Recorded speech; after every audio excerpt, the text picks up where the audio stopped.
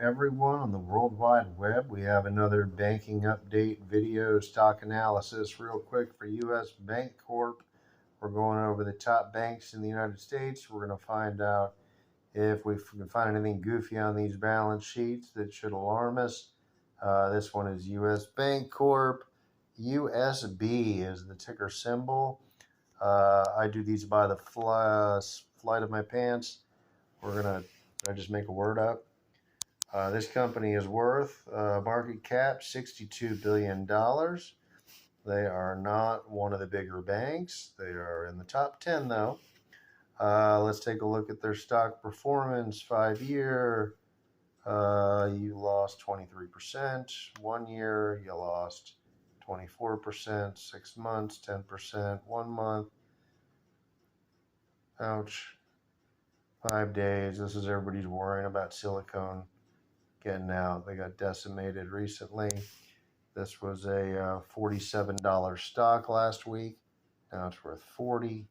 Just to put it in perspective, there was a little PNC fear after hours, and they actually went down 4%, which would indicate some real serious fear on this one compared to the others. Citigroup, Citibank, Wells Fargo, PNC, all of them only actually went up on Friday. This one came down 4%. So that's a little alarming. Let's find out what's going on with the balance sheet. We'll look at it annually first. Do you see what I see? I see 21 and 22 revenues falling. 23.7 billion down to 22.1. That's a $2 billion loss. That's a 10 billion. That's 10%. Yeah, that's a 10% loss month over month almost. This is similar to Wells Fargo. Wells Fargo had the same plummet year over year in revenue. The revenue for a bank is people making the payments on the loans that they received. People are not paying for the loans they received. These are 5, 10, 20-year loans. They don't pay for it, the revenue goes down. You'll notice in 2022 or 2020 during COVID, it went down because nobody was paying their thing.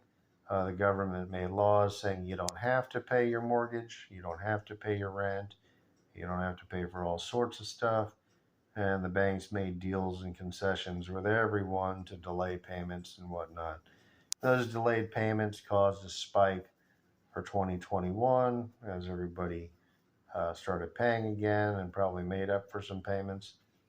But then this decline here. Year over year, the only company we saw this with at this level was Wells Fargo. The other thing most concerning is the net income, 8 million down to 5.8 billion. So we have a 5.8 to 6. Let's just say it's more than 20% of itself.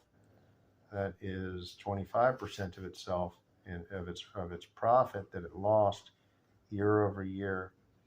So that's people not paying, folks. They collected less money. Their profit was lower. This company had some issues in people making their payments. I'm not saying this is large enough of an issue to affect much, but you do not see this on everybody's chart. You see this on a Wells Fargo chart. You see a slight glimpse on the Citigroup chart, but they only lost 5%. This one went down a full 10 almost, and the profit went down 25. Absolutely brutal. Yep. So yeah, not a good sign for them. Clearly there's some defaults going on already, I would say, unless there's extracurricular activities that we're not aware of yet, but we're going to learn about them shortly. I'll correct myself if needed. The number of loans they make stays right in proportion. One is the note that they receive, and one is the loan that they took to give the money to the person who they loaned the money to. It's growing pretty steadily. 2018, they were doing 467 million. Today, 674 million. They took advantage of the housing boom, it looks like. More and more purchases. There's no dip here of assets.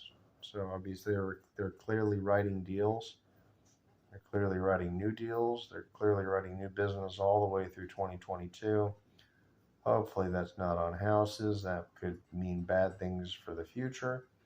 I've liked the level ones more. It means they weren't jumping on this. The money they loaned to commercial real estate, the money they loaned to other banks, the money that they loan for cars might be subject for hell in the future. And that hell in the future might be amplified by the lack of revenue that they were able to collect last time. These are just going to get exasperated because of the extra customers that they brought on board. If 10% of your customers aren't paying their money, and then you go out and add another 20% more customers, that's not a good thing necessarily. They are still collecting a profit. It is down to 5.83 billion. The revenue loss was not that much. So they lost way more money than the revenue dropped. I find that a very bad thing also. Usually these things maybe would go in tandem somehow. But you do 5% less business, you lose 25% more profit. Yeah, something happened. Somebody's getting something off the books. They just made a lot more sales. I don't like that much. They only have $55 billion in cash. They have $674 million in loans. That's not enough cash to cover your loans. Hopefully your depositors cover that loan percentage that you have and not your bank account. But the company has $55 million to bail itself out with if needed. With this many loans, if 10% of them went bad, this bank is finished. There would be $67 million worth of going bad. They only have $55 million. You can analyze this and say, if 2023 repeats itself and they lose that 10% again, as we noticed in the revenue, boom. If this goes down to boom, this bank is in deep shit. I'd put them on my hot list of ones that I would not be interested in touching, and if I had my money there, I'd probably diversify it. Let's see if there's any news. U.S. Bank shuttered the biggest failure since 2008. Silicon Valley collapse. U.S. Bank crash rattles India startups. Oh, God. They're loaning money to India startups. Panic over deposits. Funding cloud. U.S. Bank sitting on unrealized losses of $620 billion. That's across the board, probably between all of the banks. The banks loan each other money nightly. They have a nightly cap that they need to keep. They need to be under 25% of collateral loans. The loans can have to be 25% of the deposits that they have in their bank. 15% if it's uncollateralized. So they have needs every day of the week to make sure this balance sheet is, before they leave, balanced. So they will call another bank. They'll borrow money before they leave at night. And they'll say, look, we need $1 billion. And the other bank will wire it over. And some banks will call them when they have more money than they need and say, we need to borrow some money, and they'll wire it over. It's cheaper than using the discount window. The Federal Reserve set up a system where you're supposed to go to the discount window every night if you're upside down and borrow some money. And if you use the discount window, it's not actually at a discount, so they're forced to do crazy things like call other banks and pay retail for the darn loan. It's an emergency. You're not in a good bargaining chip position because you need the money before you're allowed to leave the office. It kind of puts you in that position. It tempted companies like Silicon Valley Bank to find cheaper capital. They borrowed money on a variable rate to get that cheaper capital.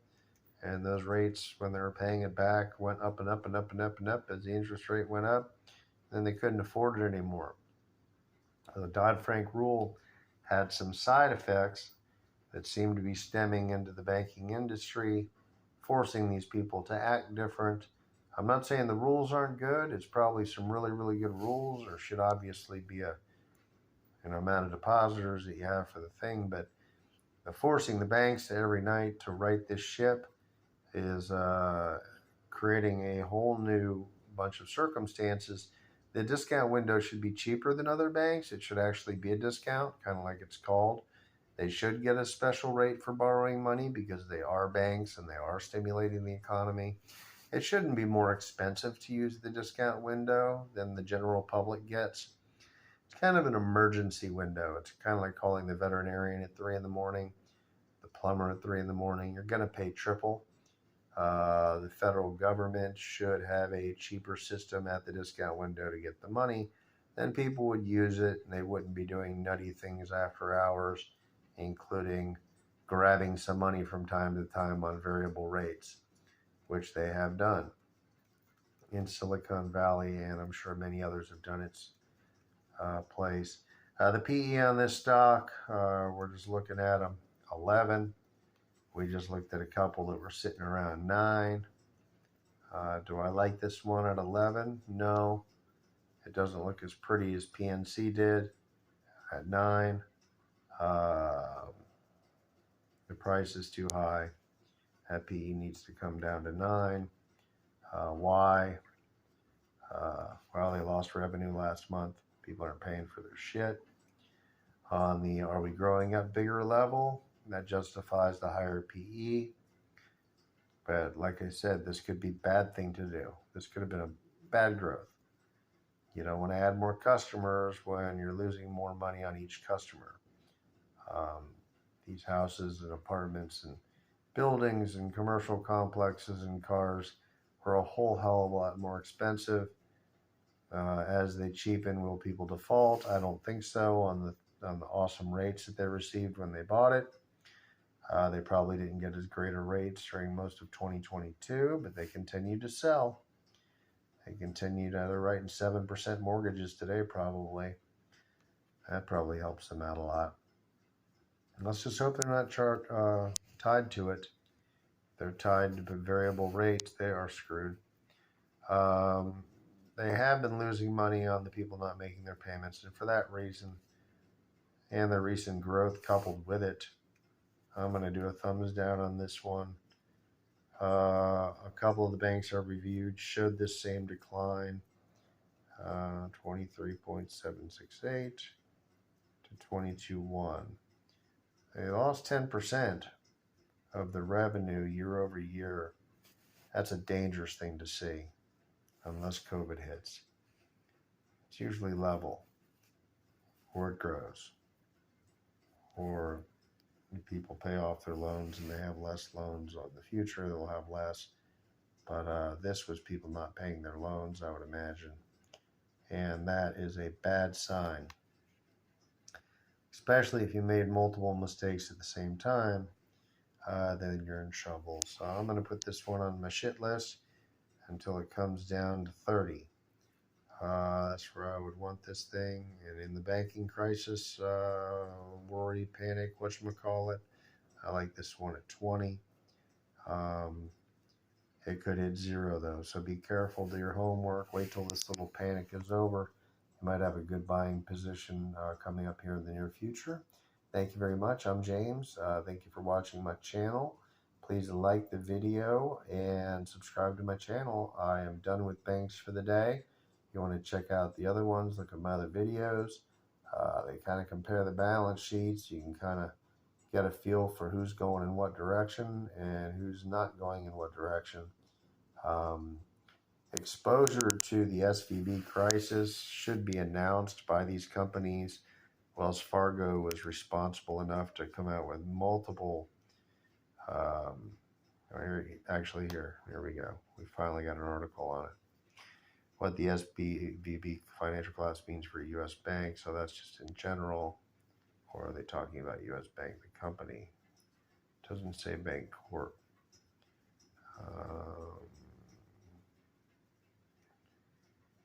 they were the 16th largest bank with Silicon Valley.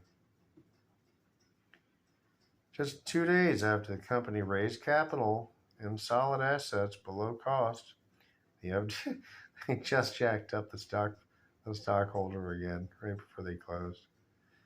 FDI's swift takeover in the bank, 200 million in assets. They always talk about how many assets the bank had.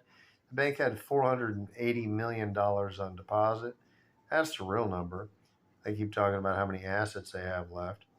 That would be the cash in the vault. So yeah, and probably the loans added to it. I hope they had more than 209 million in assets. Yeah, see, it just isn't telling us anything. These companies aren't willingly coming out and telling us that they don't have exposure. They should be doing that themselves. Be responsible to tell the stockholder that, hey, we don't do that kind of stupid shit. But no, they're not telling us. They're not telling the depositor. They're not telling anyone. I mean, yeah, they're going to be affected by the late night loans that they wired over there. They're never going to get those back, or half of them back. But again, we have another company, another big bank that's completely reliant on good faith for the depositor. I'm not sure how much they care about us stockholders' good faith, but you think they'd have at least enough consideration to tell us that they're not in this thing. It's Sunday. This shit happened on Thursday. You'd think that there would be a mention. If you can find a mention of any of these companies in my videos actually declaring themselves clear, Wells Fargo declared themselves clear repeatedly. Not one other company did. It seems like CEO 101 public relations. Step one of what happened is telling everybody we're not involved in any way, shape, or form if they can. And they have not. This I find very scary. I think 5 out of this last 6 reviews, the companies have literally not come out with a press report and told us a thing. And I don't like that. That would be the first thing that the human nature would say that they would want us to know. And they haven't told us yet. It's my conspiracy theory. It's my street smarts. It's whatever. But there's something wrong here. They're going to have to tell us soon, one way or the other. People are going to start asking the questions. There's going to be teams of reporters outside the CEO's office asking. There's going to be runs on their banks until they say something. Everyone with $250,000 or more at U.S. Bank Corp is going to be sucking it out tomorrow morning and moving it to another bank that's FDIC insured. It's a no-brainer. If 90-something% of your accounts are uninsured by the FDIC, you're going to see people moving money from bank to bank to bank. It's going to get so confusing on these balance sheets. Everyone's going to find every penny FDIC insured. Now the FDIC might have its own bubble. They might all of a sudden, instead of being, insuring 10% of the country's cash, they might be insuring 100% of the country's cash. So that could bring a whole new interesting angle to the FDIC. They're going to be responsible for 10 times more than they used to be. What does that mean? And how does that affect who? I don't know. You try to wrap your brain around that one. You'll probably see some wisdom for the future. Anyways, I'm James. My last video of the day regarding banks. Hopefully you liked it. Like my video. Check out my other videos. Have a wonderful day and good luck tomorrow in the market. Stay away from banks for a couple of weeks. It's going to be a a bloodbath, and then you can maybe dive into one of the opportunistic ones, hopefully with the healthiest balance sheets. I like PNC. Thank you for watching. Have a wonderful day.